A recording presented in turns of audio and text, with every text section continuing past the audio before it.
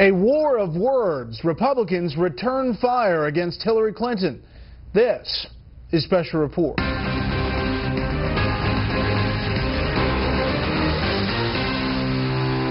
evening. Welcome to Washington. I'm Brett Baer. Republicans go on the offensive today after Hillary Clinton went on the attack, calling several potential candidates out by name over voting rights. Senior national correspondent John Roberts is in Des Moines tonight with more on the roast of Hillary's arguments.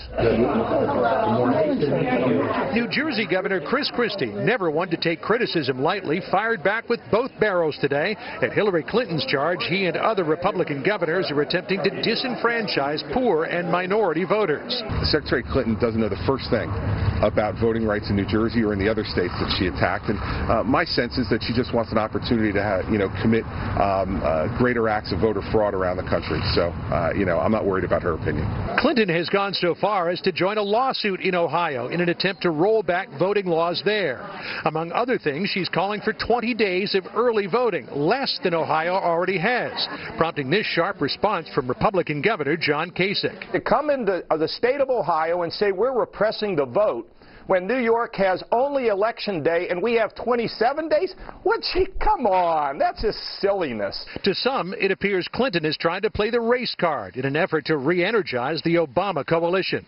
Today, Republicans are systematically and deliberately trying to stop millions of American citizens from voting. Why don't you take care of business at home before you run around the country, using these kind of demagogic statements that we don't want people to vote? This weekend, it's Iowa voters on the minds of the candidates, where freshman Senator Joni Ernst is hosting her first annual Roast and Ride, her version of Democrat Tom Harkin's famous steak fry fundraiser. Joining the pig roast and motorcycle ride will be Marco Rubio, Rick Perry, and Mike Huckabee, who all campaigned for Ernst, as well as Scott Walker, Ben Carson, Carly Fiorina, and Lindsey Graham. I'm going to unleash the American military, and we're going to kick their ass. Graham is in Iowa today, his first visit here since declaring for president, again highlighting his foreign policy credentials and qualifications to be commander-in-chief. But on that front, he has competition from Rick Perry, who at every opportunity touts his military experience and surrounds himself with Navy SEALs, like lone survivor author Marcus Luttrell. Perry, whose state Hillary Clinton was in when she leveled her accusations about voter suppression, scolded the candidate for wanting to roll back what he calls common sense security measures. Now, Hillary Clinton may have not have had to show an ID to get on an airplane in a long time. She just went into my home state and dissed every person who supports having an identification to either get on an airplane or to vote. Rick Perry also just scored a huge coup here in Iowa, signing up famous conservative Sam Clovis to be his state chairman. Clovis last backed Rick Santorum in 2012, and you remember Santorum won the caucuses here. And tomorrow's Roast and Ride should provide for some interesting visuals. Two of the candidates will be riding, Scott Walker on a rented Harley because he couldn't get his own here, and Rick Perry on a bike given to him by Taylor Morris, a veteran who lost all of his limbs in an IED attack in Afghanistan. Brett? John Roberts live in Des Moines. John, thank you. Perry picking up those big endorsements. The U.S. had big plans for former Gitmo detainees known as the Taliban 5. Fox News has learned there was a government attempt to recruit them for intelligence purposes, one that's now being described as a total failure. Chief Intelligence Correspondent Catherine Herridge has the details of what went wrong. Fox News has learned that there was an effort by the U.S. government to recruit members of the Taliban 5 as assets, to gather intelligence and to influence their future actions once restrictions were lifted. The men who were swapped for Sergeant Bo Bergdahl in May 2014 are former Taliban commanders. The option to flip them was pursued to strengthen the Obama administration's ability to prevent them from returning to terrorism. But the effort was described by a source familiar with the strategy as a, quote, total failure. The White House today offered little. Even as a general matter, this is an intelligence matter that I won't be able to discuss from here. The Taliban 5 were held at the Guantanamo Bay detention camps for 12 years, where these military reviews concluded they were bad actors and had, quote, high intelligence value. For those reasons, seasoned military officers believe the Taliban 5 were obvious recruitment targets. We would definitely have tried to work that with these people because of who they are.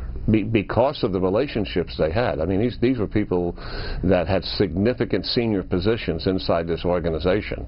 A year ago, the men were greeted as heroes in the Gulf nation of Qatar, where the terms of their confinement, including travel restrictions, were recently extended, but only on a temporary basis.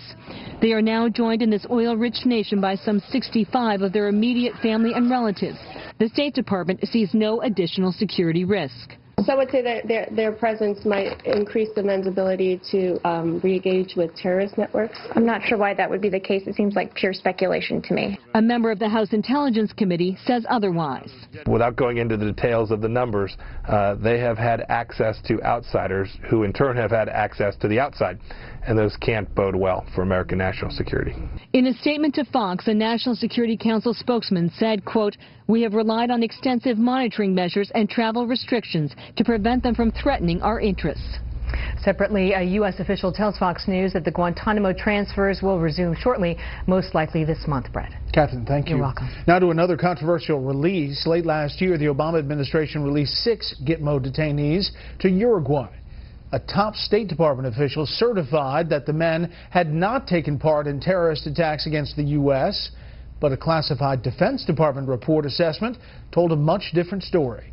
Chief Washington correspondent James Rosen takes us inside the president's rush to close Gitmo before his term ends. When 6 longtime inmates at the Guantanamo Bay detention facility were released to the custody of Uruguay in December, the State Department's special envoy for the closure of Gitmo, Clifford Sloan, wrote to Uruguay's president to assure him there is no information that the above-mentioned individuals were involved in conducting or facilitating terrorist activities against the United States or its partners or allies. Yet a classified Defense Department assessment pried loose from government vaults by WikiLeaks concluded that 5 of the Uruguay 6 posed a quote-unquote high risk for release because they were judged, quote, likely to pose a threat to the U.S., its interests, and allies. In a June 2007 assessment, the Pentagon described Tunisian-born Abdul bin Mohammed Abiz Orgi as a senior explosives trainer for al-Qaeda, someone with prior knowledge of the 9/11 attacks, and reported associations with senior al-Qaeda members, including Osama bin Laden. Detainee, the Pentagon reported internally, has admitted participating in hostilities against U.S. and coalition forces. Perhaps there was additional information that showed the previous information was incorrect. I don't know that to be the case, but, there may have been. We certainly stand by the information in Special Envoy Sloan's letter. The Obama administration's 6-agency Guantanamo Review Task Force ruled unanimously in 2010 that the Uruguay 6 could be freed, but that task force's work remains classified. So that Guantanamo Bay can be closed down, and we know that the administration is deeply committed to that philosophically. There is sort of a cavalier attitude about releasing people who are a very real threat, potentially to the United States. Royce has asked how many other suspected terrorists with long rap sheets got a clean bill of health from Cliff Sloan. I can say we're not aware of any additional letters from the Office of the Special Envoy to foreign governments that are similar to the one that you mentioned. An independent analysis finds that of the 115 Gitmo detainees released since President Obama took office, 71 of them, or more than 60%, had previously been termed high risk for release by the Defense Department's Joint Task Force Guantanamo. Brett? Interesting story, James. Thank you. More on this with the panel. Up next, details of the massive computer hacking of the U.S. government. First, here's what some of our Fox affiliates around the country are covering tonight. Fox 31 in Denver with residents assessing the damage caused by 2 tornadoes and strong thunderstorms in northern Colorado last night. At least 25 homes damaged there. In Denver, a bizarre hailstorm pounded a neighborhood with up to 2 feet of hail, making it look like snow had fallen. Fox 5 in New York with a Staten Island plumber who won a $136 million Powerball jackpot, but didn't realize it until weeks later. Anthony Perosi pinned his lucky ticket behind a basement pipe for 6 weeks before someone told him a winning ticket had yet to be claimed. He says he plans to continue working, but relax a little more. I bet. And this is a live look at Hartford from Fox Connecticut, our affiliate there. They're covering a call for help that may have one man wishing a cat really did get his tongue. What's the problem? The problem is that my cat was getting too aggressive, and I was inside, and she attacked me, and she scratched me my leg and bite me. So me and my wife, we come outside, and now we cannot go in the home like 3-4 hours. Okay, and this is you said a cat? Yeah. The police came out and helped get control of the aggressive 7.5-pound cat. No word on whether the cat and owner have made amends. That's tonight's live look outside the Beltway from Special Report. We'll be right back.